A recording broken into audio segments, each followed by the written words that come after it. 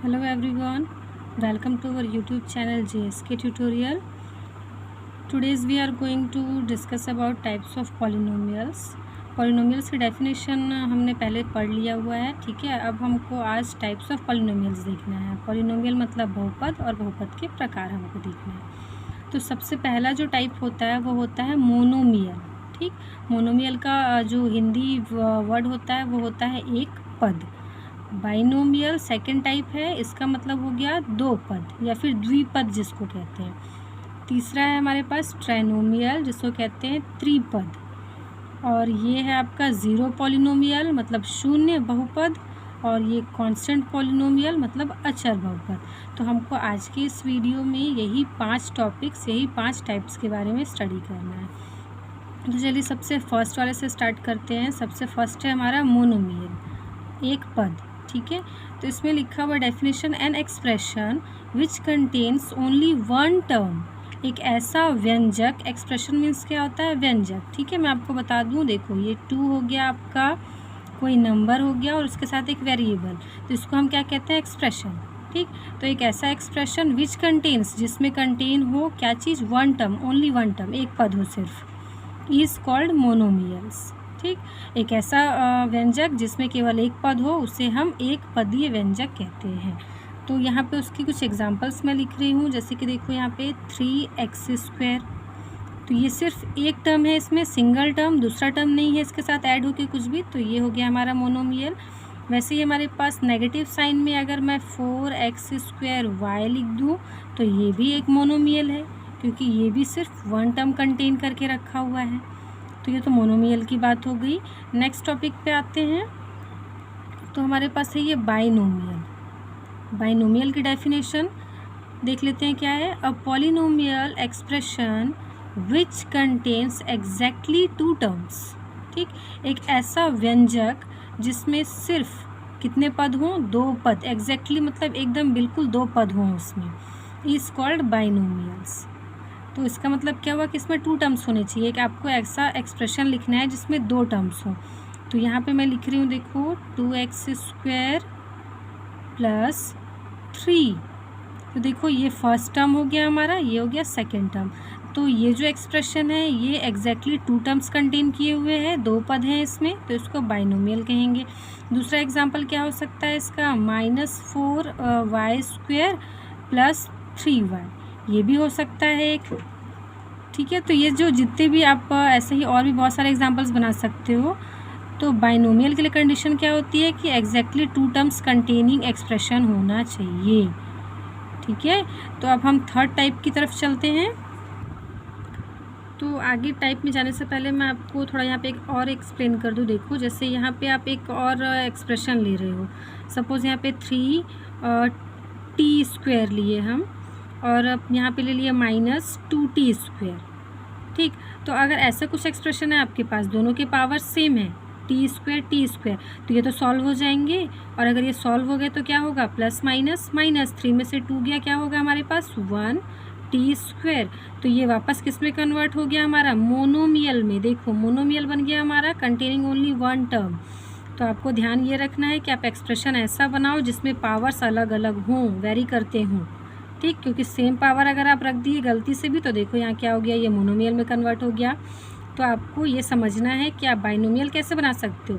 उसमें या तो एक कांस्टेंट टर्म अलग से रख दो, पावर्स अलग होने चाहिए, अलग अलग पावर्स होने चाहिए। अगर यहाँ 3 है तो यहाँ 2 कर दो, यहाँ +2 कर दो, ऐसा कुछ भी अलग अलग बना सकते हो आप, लेकिन सिर्फ 2 टर्म्स होने चाहिए, 2 से ज़्यादा नहीं होने चाहिए, ठीक। तो ये आपका हो गया। चलते हैं थर्ड टाइप की तरफ। अब थर्ड है हमारा ट्राइनोमियल। तो ट्राइनोमियल की डेफिनेशन देख लेते हैं। An expression which contains exactly 3 terms. आपको डेफिनेशंस को याद करने में ज़्यादा प्रॉब्लम नहीं जाएगी, क्योंकि सारे लगभग सेम है, बस कुछ कुछ जो वर्ड्स हैं वो डिफरेंट है। तो इसका मीनिंग क्या है? देखो कि एक ऐसा एक्सप्रेशन जिसमें एग्जैक्टली बिल्कुल 3 टर्म हो बस, आर कॉल्ड ट्राइनोमियल्स। नाम से ही क्लियर है आपको। देखो ट्राइनोमियल, ट्राई मतलब क्या होता है? 3 होता है, ठीक है, साइंस की लैंग्वेज में। तो यहाँ पे मैं एक एग्जांपल दे रही हूँ आपको। देखो 3 टर्म्स कंटेनिंग होना चाहिए, तो बिल्कुल क्लियर है आपको कि यहाँ पे पावर्स आपके इंक्रीज़ करने होंगे। जैसे देखो एक मैं ले रही हूँ 4y3, ठीक।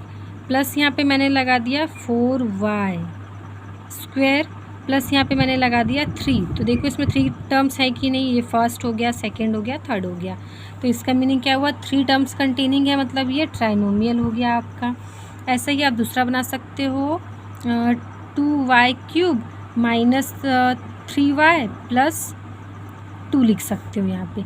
ये भी एक ट्राइनोमियल है, इसमें भी 3 टर्म्स हैं और पावर्स भी वेरिएट कर रहे हैं। देखो यहाँ 3 है, यहाँ 1 है, यहाँ 2 है, इससे फ़र्क नहीं पड़ता, आप यहाँ स्क्वायर भी लगा सकते हो, 1 भी लगा सकते हो, बस आपके 3 टर्म्स होने चाहिए, तो वो ट्राइनोमियल बन गया। ठीक, नेक्स्ट जो है हमारा ज़ीरो पॉलिनोमियल है। तो ज़ीरो पॉलिनोमियल से पहले मैं आपको कांस्टेंट पॉलिनोमियल बता दूं, क्योंकि ज़ीरो पॉलिनोमियल जो है इसी पे बेस्ड है।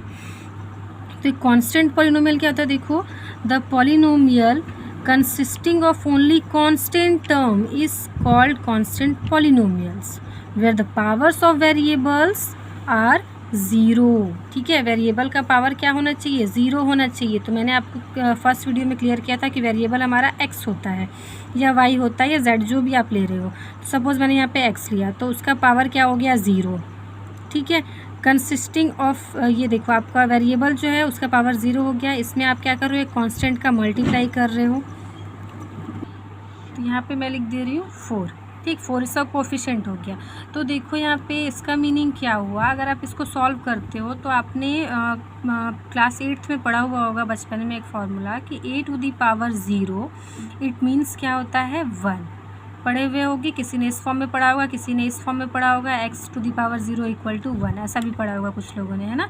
तो ये हमारा बेसिक क्लास में फार्मूला था।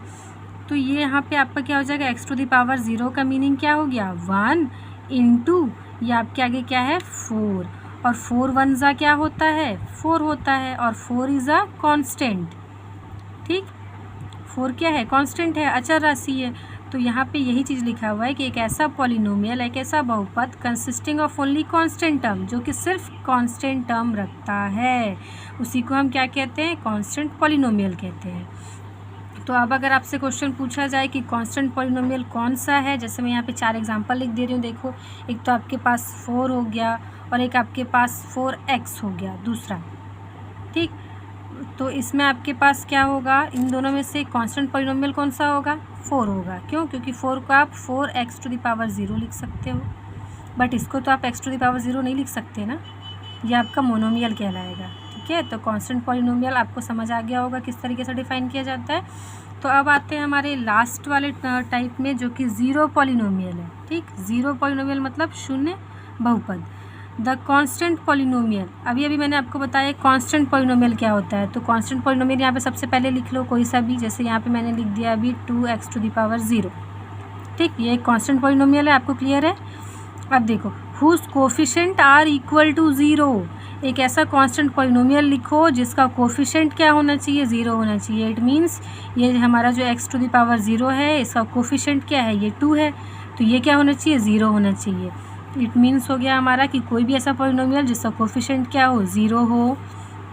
0 इंटू, ये आप डेसिमल नहीं समझेंगे, ये इंटू में है। ठीक है, 0 इंटू x⁴ लिख सकते हो, या फिर 0 इंटू x⁴ सिर्फ x भी लिख सकते हो, जहाँ पे इसका मीनिंग क्या हो जाएगा, 1 का पावर है।